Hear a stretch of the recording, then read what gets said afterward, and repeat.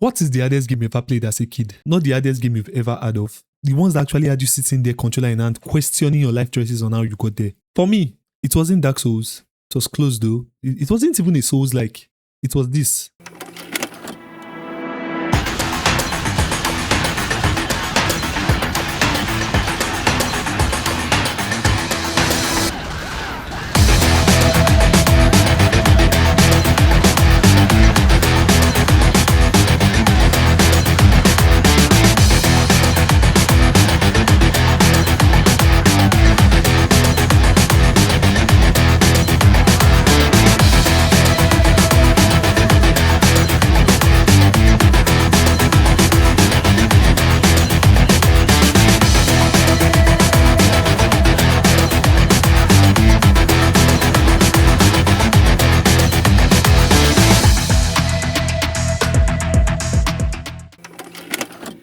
Welcome back. For me, my introduction to God Hand was actually at the gaming center. We had played a lot of football, we had played a lot of racing games, and all of a sudden we were looking to try out something new, and the only game on the console was Black and God Hand. And for me, I just decided to try out God Hand, and that decision was the decision that actually opened my eye to the game in general. I eventually got a PS2 and I collected the game on an SD card, and I went home to go and play it. And this is where my history with God Hand begins. The way games moved back then in Nigeria was its own thing entirely. You weren't going to any arcade in the general sense of an arcade. It was more like a local game. Like I said, you just call it like a game house. It's where they'll put like benches, they'll have like 2 or 3 TVs. They usually watch football someday if they are showing live matches. Then if they are not showing live matches, they'll connect consoles and you play games. And the selections of games these people had was wild. You never really knew what you were getting. You just collected the games that it sounded interesting enough for you to be able to spend your money on. And God Hand looked interesting. And I was like, let me just finish this game. I already started it before, so let me just complete it. And I promise you, the game wrecked me.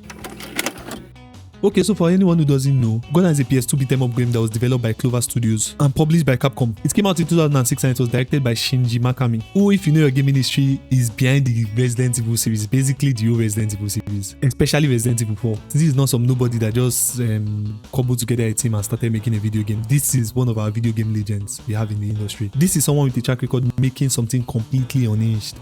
And trust me, the game is very, very unhinged. Like, it feels like a fever dream at times, and you'll just be confused, like, what am I watching, or what am I listening to, what is going on? The story is, and I need you to stay with me here, let me read off the script. Centuries ago, a demon called Angra was terrorizing the world. A man with 2 divine arms, the God Hand, defeated him and sealed his power away. Flash forward to the present day, and you play as Jin, a wandering martial artist who, long story short, ends up with one of those legendary arms crafted onto him. A group of demons called the 4 Divas wants the arm back to resurrect Angra and take over the world. Jin's companion, Olivia, whose family was killed by those same demons, travels with him and helps him out along the way. That's basically the plot. It's not trying to be anything serious. The game knows exactly what it is. The tone of the game is, imagine if someone took a Kung Fu movie, a Western movie, a Japanese comedy, and a fever dream like I said before, put it all into a blender, and then the blender also had combat.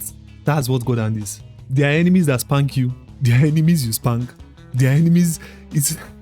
There's a chihuahua kick. There's a horse kick. There's a casino. Enemies will taunt you mid-fight. The whole thing is completely ridiculous and somehow committed to itself at the same time. If that even sounds remotely interesting to you, I promise you it is very, very interesting. But it will also absolutely destroy you. Like when it will take everything you have to beat this game. So here's what makes God Hand genuinely different from almost any other game on the PS2. The combat system is fully customizable.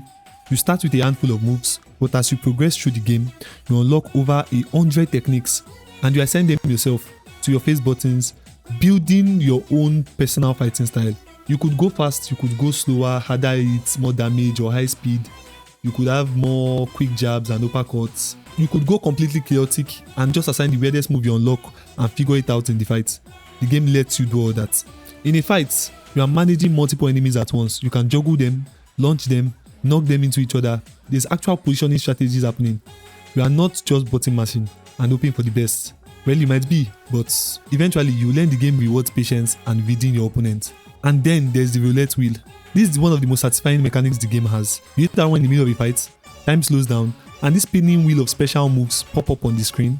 You pick one and confirm it, and the enemy is sent flying. Like it deals heavy, like the roulette moves deal very, very heavy damage. You can also have moves that only damage like enemies far away or enemies closer to you. Like there are a lot of moves that come with the roulette wheel, and they are also unlockable moves. So you can have, I think in the beginning you start with like 6, then you can unlock more over time, and the same way you can customize your combat moves, you can customize your roulette wheel. But to balance it, you have a limited number of roulette orbs to spend, so you can't just spam it. You have to pick your moments, and because time is slowing down while you are choosing, there is a real sense of drama in the middle of the fight. And then on top of all that, you have the god hand itself, what the game is named after. As you fight, your tension gauge fills up, and then it maxes out. And for a short period, Jin is basically unstoppable. Like you become literally good. Enemies can't damage you. You send enemies flying. Enemies go through the roof, and you feel completely unstoppable. You don't feel, you are completely unstoppable. That moment of ripping off the bracelet is one of the most satisfying animations on the PS2. It's simple, it's clean, and every single time you do it, it just feels goddamn good. Now the difficulty, this is where God Hand gets a reputation. The game has a dynamic difficulty system. It is watching how well you are playing in real time. If you are performing well, enemies become more aggressive, smarter, hit harder, and if you are struggling, they tone it down slightly. The idea was that you would always be in a real fight, never coasting, never being completely overwhelmed. In practice, the first level of the game will actually humble most people that pick it up. Enemies will combo you into the ground, like it's really unforgiving for the first level, and you wonder if you are missing something. You are not. That's just the dynamic difficulty calibrating itself basically. But wait, here is something that makes God Hand more interesting when you know it. The studio that made the game no longer exists.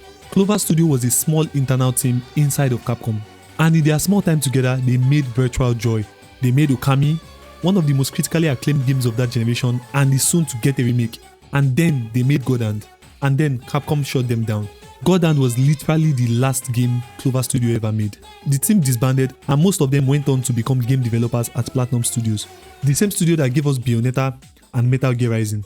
So when you are playing God Hand, you are literally playing the direct ancestor of Bayonetta and Metal Gear Rising. Like these same people worked on these games, and you can see the similarities between these games. The frantic combat, the character customizations, and the unapologetic difficulty. It all traces back to this. Before any of those games existed, this was the one that preceded them on the PS2 that nobody bought. Because yeah, God Hand did not economically perform well. And then IGN gave this game a 3 out of 10. This is why sometimes I don't like game journalism. Like, I'm going off script for now. You go and check a game that you loved so much as a kid, and you see it has a 3 out of 10. Most Nigerians will tell you that game is not a 3 out of 10. Like, a lot of us that played it, I stream this game on TikTok every day, and a lot of sentiment that gets, wow, God Hand. I know our palette as Nigerian gamers is not really as refined, will I say, but at the same time, a 3 out of 10 for God Hand. IGN, do better, please. According to the IGN reviewer, he complained about the save file being corrupt and the camera. Definitely, I agree with the camera sentiment, because the game actually has tank controls, but a 3 out of 10 is still insane to me. Even Shinji Mikami himself, the director of Resident Evil 4, a game that just released a year before God Hand, complained and said that the review upset him deeply. And also, the timing made everything worse because God Hand released exactly 2 weeks before the North American launch of the PS3. Imagine a game coming out 2 weeks just before the generation it's released on becomes obsolete. The entire gaming world had entirely moved on from the PS2. Nobody was buying PS2 games in October of 2006, unless they absolutely had to. God Hand released in the worst possible window, got a review that buried it, and just disappeared. Except it didn't really. Over time, people started finding it and passing it around, talking about it online, and slowly the narrative completely flipped. God Hand went from a 3 out of 10 critical failure to being called one of the best action games ever made.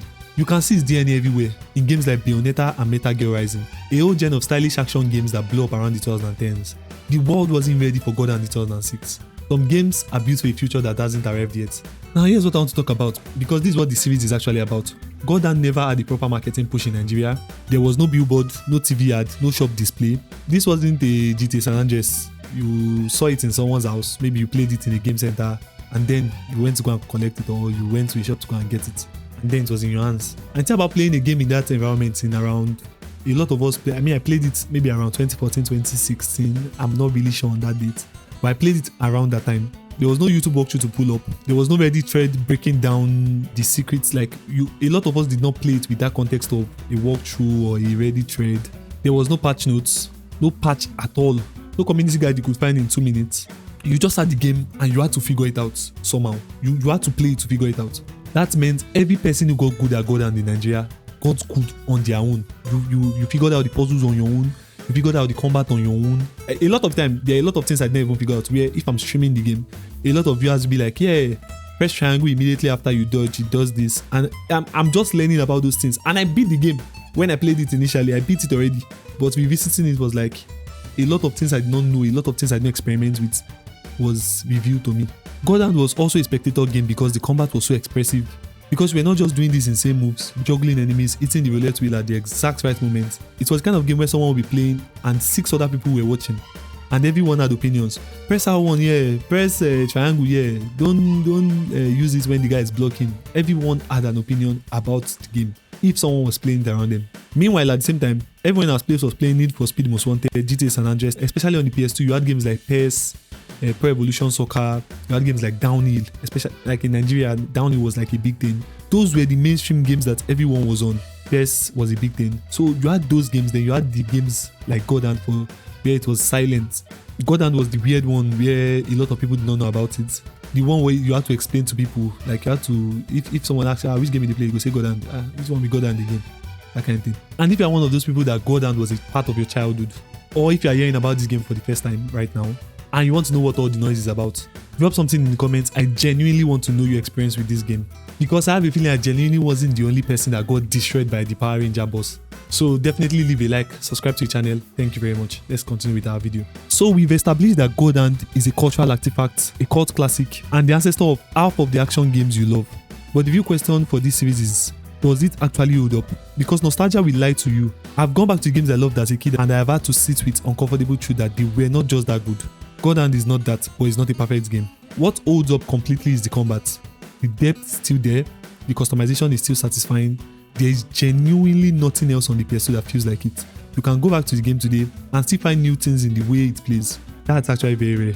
The roulette wheel is still one of the most creative systems I've seen in a game. The slow motion moment of choosing your move mid-fight still hits. What doesn't hold up? The camera. Like I said before, the game plays like it's tank controls. It plays like Resident Evil. The original Resident Evil 4, not the remake. The original Resident Evil 4. That was the thing Shinji Mikami was known for around these times. He made games with tank controls. And tank controls, I promise you, you don't like it. You can only move forward in the game. Left and right on your analog controls the camera. On the same analog stick you are moving on. So up and down on the analog controls your motion forward and motion backwards. Then if you press left and right on the analog, it controls the camera. So you have to turn the camera, then move forward, then turn the camera. There's no sideways movement. That's basically what's going on this. The level design is also the weakest part of the game. It's a lot of arena to arena, corridor to corridor. Like there's no level to explore. It's just combat zone, then move to the next door, then combat zone, then move to the next door, then puzzle zone, then move to the next door, then boss. That's basically what God Hand is. There's no exploration. There are some parts in some levels where you have like hidden areas where you can find, but trust me, there is no exploration to God Hand. But here's what I'll say. The things that don't hold up were always there. We just didn't notice back then because of the bosses that were beating us senseless. And I think that's actually a good sign. That means the strengths were doing enough work to cover them. The game was fun enough for me to ignore the tank controls. It was fun enough for me to ignore a lot of things. God Hand asks a lot of you, and in return it gives you one of the most satisfying combats you would ever find in a game.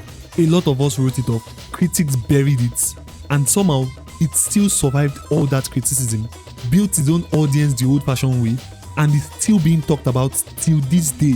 And for that, I would give this game a solid 8 out of 10. And if God Hand is new to you, go find it. It's available through emulation, and that's episode 1. If you have been with my other series on Nigerian video games, you know how we do this already. We go deep, we critically look at these games, and we give them proper ratings. And on our next episode, we'll go back to one of the most intense combat games on the PS2. And I'm sure it only had 2 games on the PS2. If you are someone who played the PS2, you will know the games I'm talking about right now. I will just say it has a Greek setting. Catch you guys on the next one.